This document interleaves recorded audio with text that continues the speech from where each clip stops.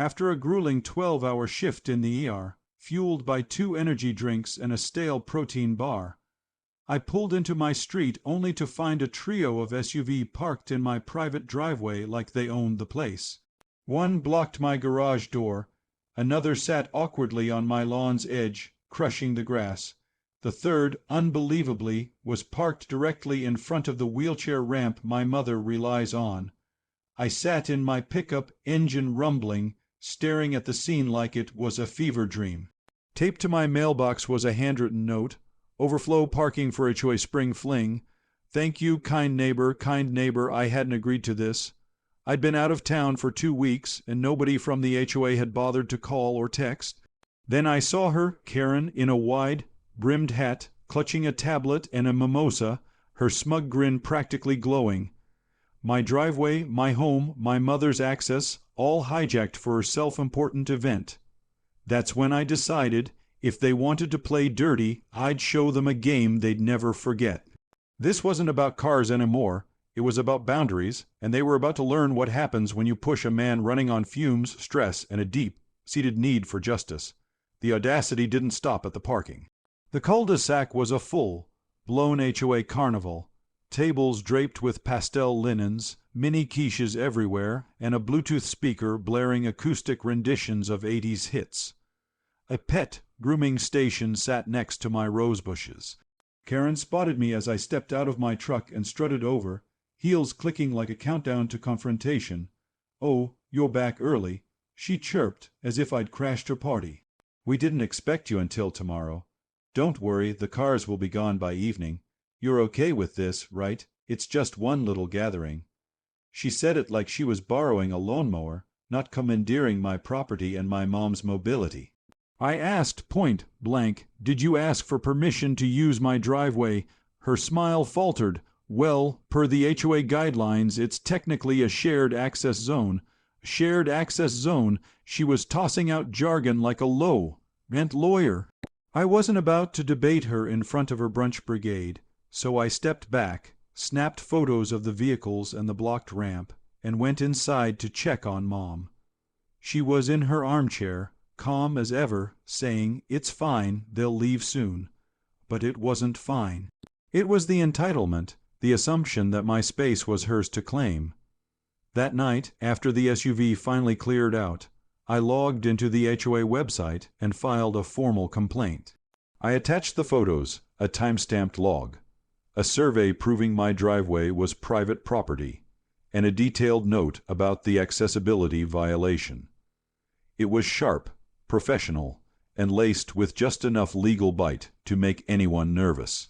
The next morning, Karen herself replied, as HOA president, naturally. Her email dripped with condescension, claiming the parking was covered by a community cooperation clause and wasn't grounds for any action. She closed with an invitation to the next HOA meeting to better understand our shared goals. I was floored. Not only had she trespassed, but she doubled down, acting like I owed her gratitude. I called her and asked calmly why she hadn't reached out before turning my driveway into a parking lot. She sighed, "Honestly, I figured you wouldn't care. You're not exactly active in community events," as if my low profile gave her a free pass. Later, I noticed neon spray, painted arrows on my driveway, pointing to the garage with event parking scrawled beside them.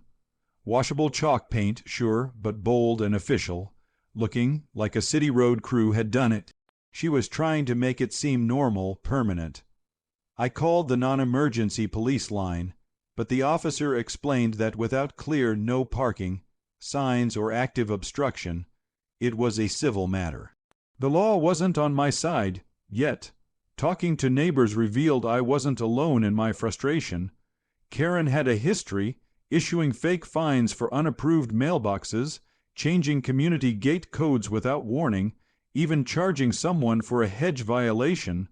That wasn't in the rules. But nobody had fought back. She was loud, persistent, and wielded just enough pseudo-legal nonsense to scare people off. That's when something shifted in me. Not anger, but clarity. I wasn't going to battle her with emails or complaints. I'd give her what she wanted, access, but on my terms. I called my old friend Marcus, who ran a local construction company. Over beers, I laid out the situation. He smirked, leaned back, and said, "You want a wall, don't you?" I nodded. A tasteful, code-compliant brick barrier, just high enough to keep cars out and legal enough to be untouchable. Marcus laughed, clinked his bottle against mine, and said, "Let's make Karen regret this." The plan was simple but precise. My driveway, 30 feet wide with a slight incline, could handle a low decorative wall. Not a fence HOA rules could challenge that, but a landscaping feature. Marcus estimated 600 bricks, 12 bags of mortar, and a weekend of stealth work to avoid HOA scrutiny. I filed a city permit under a landscape beautification clause, describing a low brick border for soil retention and curb appeal. I included a hand-drawn sketch with exaggerated daisies and fairy lights for charm. A buddy in the city planning office tracked it in 24 hours. Using my side hustle's contractor license, I ordered the bricks and supplies, labeled as garden edging materials, and scheduled delivery for Friday night after dark via a quiet flatbed truck that would unload behind my fence. Karen was nosy, though. On Thursday, she strolled by while I was hosing down my walkway, eyeing my yard. Heard someone's ordering construction supplies. She said, "Fishing." I shrugged. "Probably the guy down the street. His yard's a mess after the storms." She squinted but moved on. She knew something was up, but she couldn't pin it down. Friday night, the bricks arrived under cover of darkness. Marcus and his two-man crew, silent, efficient guys who knew how to work fast, unloaded everything in 25 minutes. We moved the materials to the driveway's edge, hidden by shrubs, and by 3 a.m. They were laying bricks by headlamp. No drills, no noise, just precision. By sunrise, a 3-foot-high wall stretched across my driveway, elegant with staggered brick patterns and solar lights on top. It was gorgeous, honestly, like something out of a home design magazine. When Karen's brunch guests arrived at 8:30 a.m. and found no parking, the chaos was immediate. One guy honked like the wall might vanish. Karen, in a floral dress and flip-flops, sprinted out, saw the wall, and lost it. She banged on my door, waving her tablet. "This is illegal. You can't block a communal area." I handed her a laminated copy of my permit. "It's a landscaping feature, Karen, fully approved." Her face turned red as she skimmed it. "This is sabotage." I smiled. "So is turning my driveway into your personal parking lot." She rallied the HOA board for an emergency meeting in her front yard, flailing and pointing at my wall like it was a war crime. But Bill, a retired contractor on the board, walked over, inspected the wall, and whistled. "Solid work," he said, checking the alignment with a pocket level. "This is better than half the stuff the HOA approves." He winked and left. Karen's meltdown was audible from my porch. She posted a rant on the neighborhood app, claiming my wall was a visual assault and a safety risk. The comments roasted her. "It's his property," one said. "Karen, didn't you okay that inflatable slide that blocked the street last summer?" By Sunday, my wall was a local legend. Neighbors stopped by to snap photos. A delivery driver posed with it, calling it the Great Karen Barrier. Kids asked to draw on it. I didn't expect the attention, but it felt good. No car had touched my driveway since. Karen wasn't done, though. On Monday, I found an envelope taped to my door, marked urgent, legal notice in bold red. It was a cease and desist from Hammond and Klein, attorneys at law, demanding I remove my unauthorized obstruction within 48 hours or face fines and lawsuits. It looked legit, until I noticed the phone number led to a generic voicemail and no Hammond and Klein existed in the state bar records. I sent it to a lawyer friend who laughed so hard he nearly choked. "This is Comic Sans, level fake." He said she didn't even try. Karen had typed it up herself, hoping to scare me. I didn't respond. Instead, I added it to my growing Karen Files A binder. Then I reached out to neighbors who shared their own stories of her fake notices, phony fines for unapproved paint colors, demands for dues already paid. She'd been bullying people with forged letters for years. I contacted the county's HOA Oversight Board, submitting her fake letter and neighbor testimonies. They confirmed that forging legal documents under HOA authority could be considered fraud. An investigation was launched. I also used an HOA bylaw to call an emergency board meeting, gathering signatures from 8 fed-up neighbors in a day.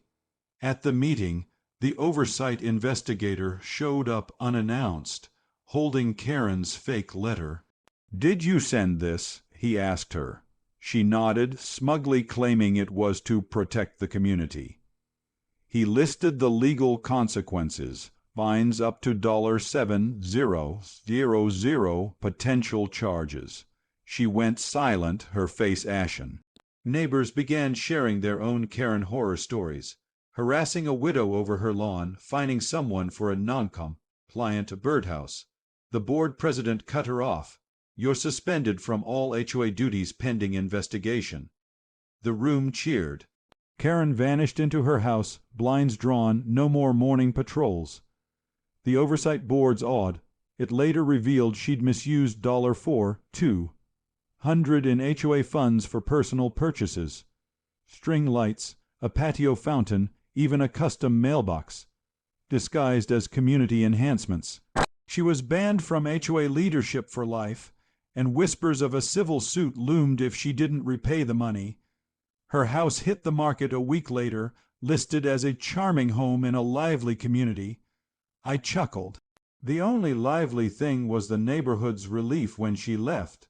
But before she did, she made one last move. A grainy flyer slipped under doors at 2 a.m., calling my wall a dangerous obstruction and accusing me of tearing the community apart. Ring camera footage caught her in the act, hoodie up, scurrying like a bad spy. Neighbors shared the clips online, captioned Karen's Midnight Manifesto. It went viral locally. Instead of fear, the flyer sparked defiance. A neighbor, Sarah, a high school art teacher, suggested a wall fest, where kids painted murals on my bricks.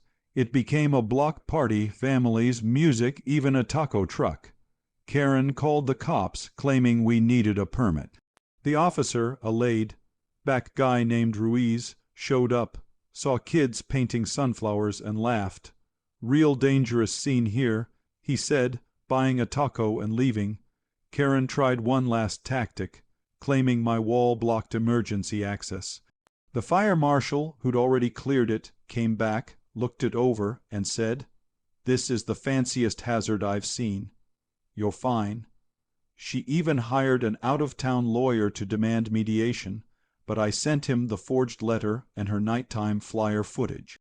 He ghosted her. Karen moved out in a hurry, her SUV packed to the brim, no goodbyes. The night before, she dumped a bag of fertilizer near my fence. Betty, but ineffective. I posted the Ring footage with Karen's parting gift. It got 300 likes and a meme remix with cartoon stink lines. She was fined $150 for illegal dumping. The neighborhood changed after that. The HOA board, now led by a no-nonsense retired principal named Diane, rewrote the bylaws to close Karen's loopholes. We banned private property use without consent, tightened financial oversight, and added a zero-tolerance policy for forged documents. My wall became a community hub. Kids added murals of stars, dogs, even a superhero. A neighbor built a bench beside it. Someone called it the wall that won in a local blog, and I got messages from strangers asking how to fight their own HOA. At the next HOA election, I was nominated as secretary. I didn't want it, but neighbors insisted, saying I'd shown what standing up could do. Diane became president, and we turned the HOA into something fair, transparent, even boring. In a good way. The wall, once my revenge, was now a symbol of what happens when you push back with brains, not brawn. One evening, as kids drew chalk galaxies on it, a neighbor said, "This wall saved us." I didn't argue. It wasn't just bricks. It was proof that quiet resolve could outlast loud entitlement. Karen was gone, her name a punchline. And the wall, it stood tall, painted with hope, a reminder that boundaries, literal and figurative, can build something stronger than any bully could ever tear down.